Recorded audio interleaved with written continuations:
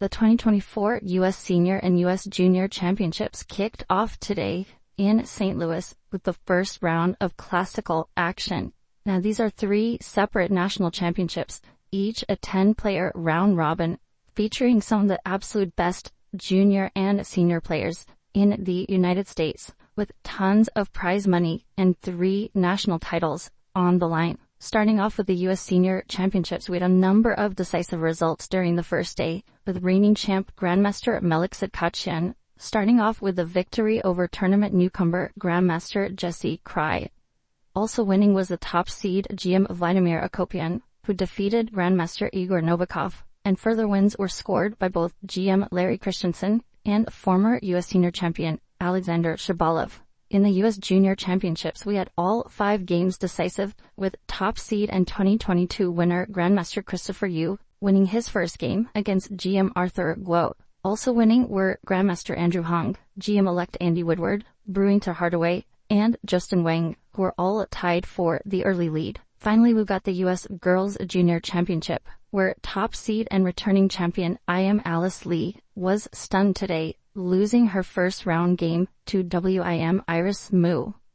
Also winning in the U.S. Girls Junior were FM Zoey Tang and Jasmine Su, or in a perfect 1 out of 1 after the first day. Jumping into the games, we'll start off with the U.S. Senior Championships, and here we have the game between the top seed Grandmaster Akopian against Igor Novikov. And here playing black, Akopian playing against the 2 bishops, opts for the pawn break with e6, e5. Very, very nice move, fighting on the dark squares. Now, apparently best for white was to take on e5, or after queen to e7, white could play this move e6, where things are approximately equal according to the engines. Instead, white played bishop e3, which is actually a very serious mistake, because now after e takes d4, bishop takes d4, and bishop to c5, a very, very strong move by black. Black is able to trade off the dark squared bishops and leave white with a bad bishop on e2. This is what happened in the game. After bishop c5, knight c5, black had to calculate this. Rook takes d8, knight takes b3. White is not able to win any material. We reach this endgame with equal material, but black actually has a very, very big strategic advantage here due to the knights being very good pieces, and again white's bishop being a bad bishop. g5, now black continues to play on the dark squares. And the rest of this game was basically very, very nice technical effort by Akopian, because he brings his knights back to the center, knight e5, rook check, rook over to c2, activating the rook. And here things are very, very difficult for white, knight to e6. Now black is looking to play b5 and to create a queenside pass pawn. So rook c1 happened, rook b2, b5, and here white is just losing on the queenside. And the game actually concluded here after b4.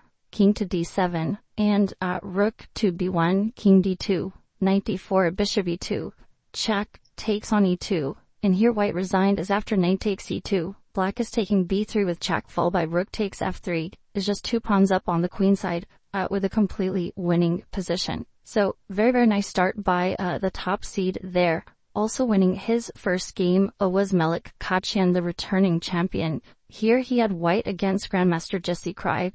Actually, he didn't get any advantage out of the opening. The position here is completely equal, but black starts to go wrong with this move, rook to e4. Now black had a couple options. Queen f6 here is totally fine. King h7 is hard for white to take this pawn without allowing rook c8, followed by rook takes c2 with counterplay. But rook to e4 is a step in the wrong direction. White takes on e4, d takes e4. Now Khachiyan grabs this pawn, and black's idea here was to play rook c8, followed by e3, sacrificing a pawn, a second pawn now to get some very, very nice activity with the queen and rook, but ultimately it didn't seem like it was quite enough. After rook f1, rook takes c2, rook f3, white was able to hold on to the extra pawn, where p1's queen e8 check, now rook f2. Here black takes on f2. If rook to c1 check, now white would have played king to h2, and after queen to d6 check, queen to e5. This was possible where white would be a bit better in the rook endgame, but rook f4, she maybe is even stronger for white, and white does hold on to that extra pawn. Instead, we saw trades and queen c2 check, followed by queen takes a2. Black wins the pawn back, that gets into this queen endgame, which seems very, very advantageous for white in a practical sense, thus d pawn being very, very strong. After queen a3, the engines still think that black is holding here. Maybe king h7 was more precise, as if white takes on f7, then e3 will also hang. But in the game, black gets into some difficulties here after queen f8, queen to d7, queen c5, only move, king to f3. A difficult queen endgame for black. I think g6 or g5 here suggested by the engine. Maybe black can hold, maybe not. Instead we saw a6, which definitely wasn't correct. After check, queen to c6, queen d8, d6, white's d pawn here basically decides the day. Black starts getting lots and lots of checks here, but once white's king gets to advance, eventually the checks do run out, and his d pawn simply wins the game for white. So we had queen e8 check here, queen back to e5. Black doing all they can to stop this pawn from advancing, but not much to be done. d7 now, check, and here black did resign. As soon the checks will run out, the king will just hide on a8, and in the second queen, of course, is unstoppable. Next up, we got the game between Christopher Yu against Arthur Go from the U.S. Junior Championship.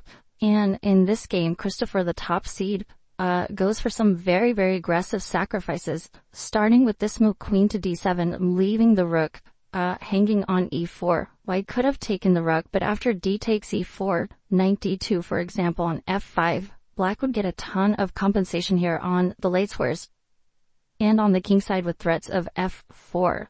So instead, white doesn't take this rook, goes knight to d2, but now rook h4, knight back to f3, and rook takes h3, sacrificing a full rook on the king side. After g takes h3, white didn't take the rook, but after takes, queen takes h3. Problem for white is that this knight is hanging. If the knight moves away, then it's queen h2, followed by queen h1, just mate immediately. And after gh3, queen takes h3.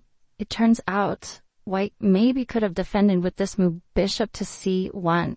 Very, very difficult move to spot. Dangers do say that it's equal from here. The point is that if queen takes f3, this is not possible due to rook e8 check. Black will be losing the queen, and it seems like black might not have anything better than giving a perpetual starting with queen to g4. But apparently many moves here work for black, bishop h5, and then a perpetual, and it seems like with best play, this should be a draw. But very difficult to find this move, bishop to c1, opening up the rook on e2.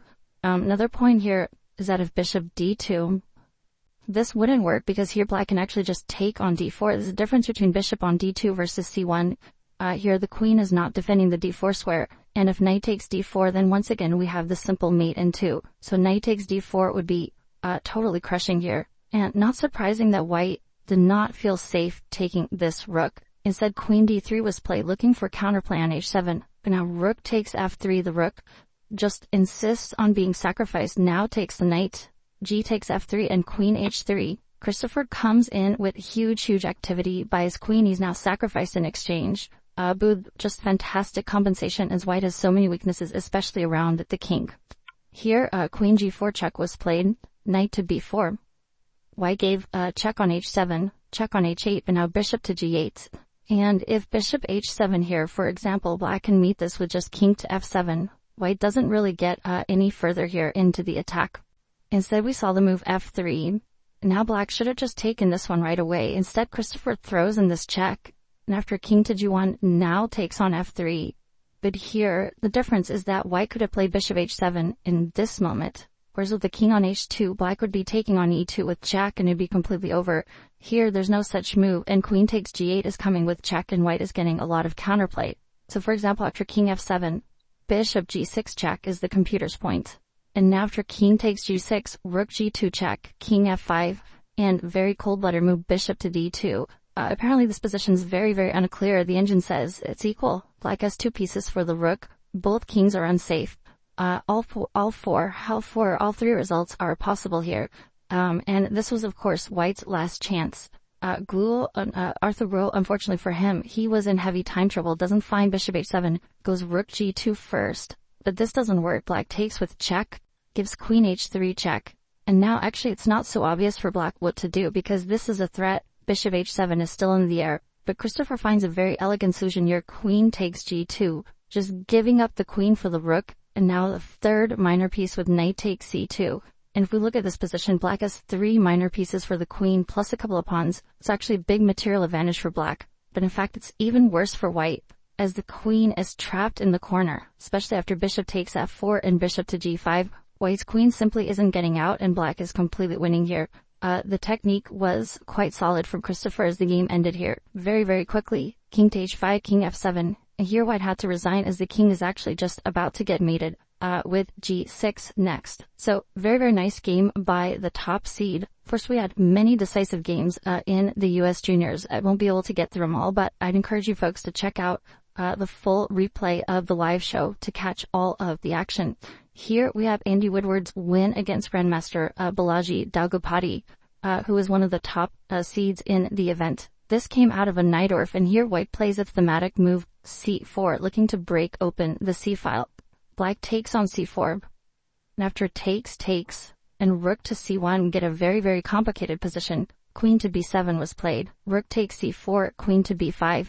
And here, apparently, the best move was queen to c2, winding up on the c-file with the idea that if black takes on d5, white can just play this as a pawn sacrifice. For example, bishop d2, bishop to b4. The rook can come to e1, and note that black cannot castle for the moment because of 97 check, winning the queen. So white would definitely have some serious play here. Instead, in the game, we saw Balaji play the move rook to c1, and after queen takes d5, queen to b4, black gets checked, king to a1. And white's idea here is that if black takes the bishop, then after queen takes e7, black is just completely busted here. There's a mate threat on e7. And if bishop to f8, then you're losing the knight on f6. And so this is just hopelessly lost for black. But Woodward simply castles, getting his king out of dodge. And now black's activity here is actually quite serious, as the queen is very active. And if white is not careful, eventually there could be threats along the b-file to the king, with the rook and bishop both lined up in this direction. So this position is actually already very, very nice for black. Queen takes d6, queen takes g2. All of white's kingside pawns here get shattered, and black just has an extra pawn, and just a very, very nice strategic advantage, as black has way fewer weaknesses in the position. The game continues to get quite sharp here. Queen takes h4, and eventually white does win this a6 pawn, but the problem for white is it's very difficult to push these pawns up the board without weakening the king. Whereas for black, the king is extremely safe, and this h-pawn is going to be a very long-term asset. So this position is actually just winning for black, a big decisive advantage. And Woodward was able to convert this one quite nicely. Here after 97 check, if queen takes e7, bishop c5 is possible. This was totally fine for black, but king h7 is simpler. Takes, and eventually here the queen does manage to penetrate into white's position. Queen to d6, queen e6 now, knight f6, and now e3, the pawn starts running. Rook c6, queen back, e2, bishop f2. White is forced to give up the bishop for this pass pawn. Black is now up a piece, and after rook c7, queen e6, white decided to resign. It is just a piece down with no apparent counterplay, and black can just start moving the h-pawn and use that to win the game. So very nice win by Woodward, as he remains on perfect score, 1 out of 1 so far, along with 4 other players in the U.S. Junior Championships. Next up, we've got the U.S. Girls Junior Championship, and here the big game of the day was Iris Mu taking down the top seed Alice Li. Alice played a Catalan and sacrificed the pawn early with this variation knight bd2, leading to a very, very sharp position where black has pawn up, but white has nice compensation with the unopposed dark squared bishop. However, Alice soon goes wrong in the opening year after knight e5, queen c7. She plays this move b3. Better was either to castle or to start with bishop to f4. b3 is quite thematic, looking to open up the queen side, but Iris here finds a very, very strong move, c5. A very thematic move opening up the bishop on the long diagonal. After white takes, queen takes, hits the rook on h1. White castles, but now queen to e4, another very nice move from black. If white trades queens, then after knight takes e4, the bishop on d2 is going to hang, and black is either taking on b3 or pushing the pawn to c3 next. And this is just a completely winning endgame for black, as the queenside pawns are going to be too strong. So Alice goes queen a2, but now c takes d4, and black is just taking too much material here. Knight takes d7, knight takes d7, bishop to b4, looking for some compensation. because black can't castle, but e5, and this is simply just fantastic for black. Alice takes on b5. He can't take on b4 yet because of the rook on e8 hanging, but simply c takes b3. If queen takes b3, then black will be able to pick up that bishop as the queen defends the rook. So queen to b1 was forced in order to target the queen. But now queen to d5, just keeping the queens on the board and keeping this pawn alive. Bishop a3, white could have taken on this one, but then black would have a number of good opportunities. For example, just castling, getting the king out of the center, and black has a healthy pawn up, plus this b pawn is likely going to full as well, so this would just be rather hopeless for white.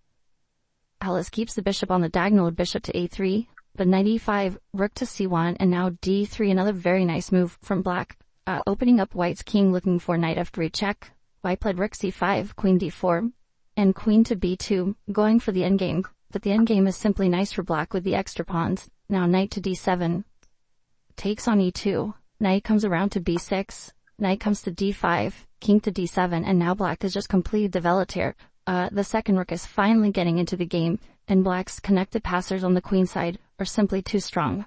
So rook a3, and black promotes, goes for knight e3, king to e7, and now knight to c2. Winning material, but black doesn't even have to take this rook yet, just goes a4, which is actually just much stronger, leaving white's rook completely trapped here. And yeah, now knight to d4 check, knight takes b5. It's now 3 pawns up for black. Finally, black takes the exchange and manages to win this one in just a couple of moves after b2. This was met with resignation, as now the game is truly over. So big result there for Iris, and Alice will have her work cut out for her, as she is the top seed and a big favorite. But after losing the first game, we'll have quite a bit of catch up to do in the remaining rounds. Also winning her first game was the second seed FIDE master Zoey Tang, who defeated Megan in Paragua.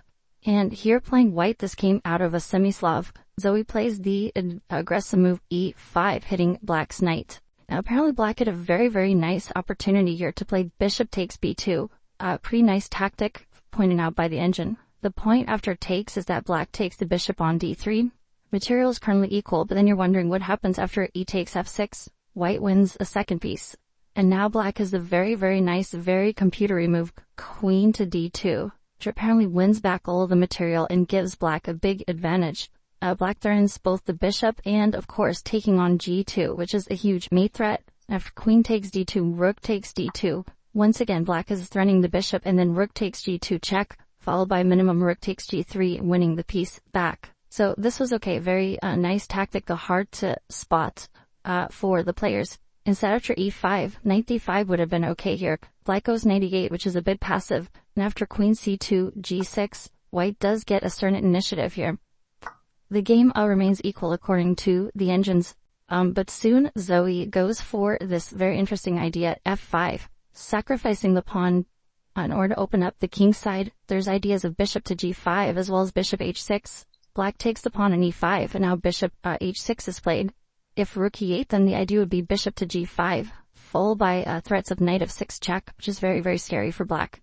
Instead, black takes on f5, giving up the exchange, which is very, very playable. The engines think that this is about equal, but ends up being practically easier for white. After queen to d6, Zoey finds a very nice move here, rook a d1, simply hanging the g3 pawn with check, but seeing that after king to g2, black just has too much material hanging. The queen is hit, the rook is hit behind the queen, and of course the bishop is still going to be under attack on g3 later on. So black is forced to pin herself with knight to d5, but now queen takes f5, and white's exchange here, white's two rooks, are definitely doing tons of damage to black's position. So bishop h4, but now rook to e5, and the knight on d5 is unfortunately going to be lost soon due to the pin. Queen g6 check was tried, but now takes, knight f4, king f3, knight takes g6, the rook on d8 is traded off, and after bishop takes d8, rook takes c5. Black did manage to survive just being down the exchange, but we've gone into an endgame. Queens are off the board, and white's rook here is just way too dominant against the minor pieces. So bishop f6, knight to d3, knight e7, and the game eventually concluded as white grabs a pawn on the queen side, traces past b pawn, and after b5 and rook a6, black did resign here, as it's basically all over. the pawn is starting to push. If white needs, there's knight f4, followed by knight to d5. For example, after knight c8, knight f4, knight to d5, the b pawn will promote, and Su and white will have just a full extra rook in a completely winning endgame.